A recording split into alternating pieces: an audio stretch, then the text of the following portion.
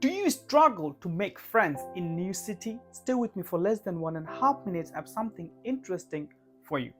First, join local clubs or groups that interest you because shared activities can create natural conversation starters.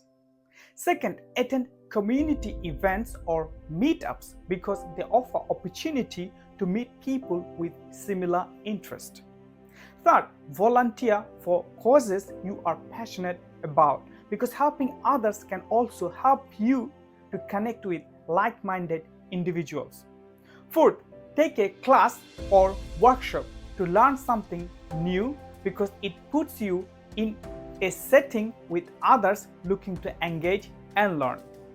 Fifth, be open to strike up conversations in everyday places like coffee shops or on the street because sometimes friendships start with a simple hello.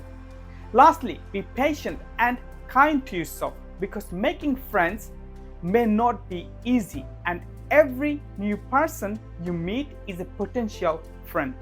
Keep putting yourself out there and soon you'll find your social circle will be growing in your new city. Stay tuned for more.